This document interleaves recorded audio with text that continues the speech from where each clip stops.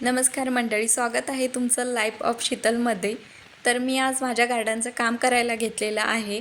तर मागचाच व्हिडिओ मी गार्डन संबंधित माझ्या चॅनलवर टाकलेला आहे. तर तेच रोपं मी तुम्हाला दाखवले नव्हते. व्हिडिओ शॉर्ट होता त्यामुळं ते आले नाही व्हिडिओमध्ये. तर आज बघा मी तुम्हाला सर्व रोपं दाखवणार आहे.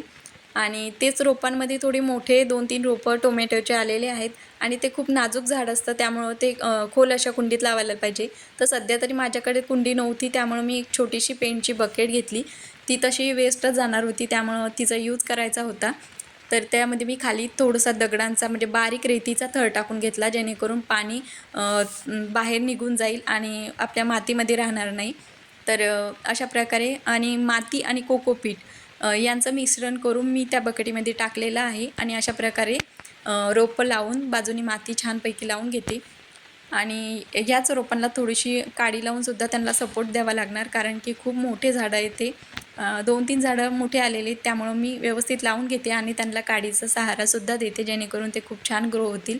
आणि बाजूनी तुम्ही पाहू शकता मिरचीचे सुद्धा मी रोपं आणलेले आहेत. तर ते खूप छोटे छोटे होते, त्यामुळं माझ्याकडे तशा कुंड्या होत्या घरी, तर मी त्यामध्ये ते लावून घेतलेले आहे. त्यामध्ये सुद्धा खाली रेतीचा थर आणि कोकोपीट आणि माती मिश्रण करून ते लावून घेतलेले आहे. आणि ही माझी हँगिंगची जी कुंडी होती ती तुटलेली होती, तर तिच्यामध्ये मी पालक ग्रो केलेला आहे, तोही खूप छान आलेला आहे. हे पाहू शकता शेवंतीचे रोपं आहेत, तेही घरीच ग्रो केलेले आहेत आणि खूप छान आलेले आहेत. हे फुलंसुद्धा खूप छान आले, हे नर्सरीमधून मी आणलेलं आहे. आणि मनी प्लॅन्ट पाहू शकता, खूपच सुंदर दिसतो तो. आणि पाऊस चालू आहे त्यामुळं तो खूपच हिरवागार दिसतोय. आणि हे रोपटं मला मी फिरायला गेले तेव्हा सापडलेलं होतं, तर मी त्यांना घरी घेऊन आले आणि लावलं. तर पिंक आणि व्हाईट असं फ्लावर त्याला येऊ लागलं सदाफुलीला आणि ते खरंच खूप छान दिसतंय. आणि हे सुद्धा रेन लिलीचं फ्लावर हे सुद्धा आजच उमललेलं आहे आणि पहिल्यांदा माझ्या गार्डनमध्ये रेन लिलीचं फूल आलेलं आहे. खूप सुंदर दिसतंय ते.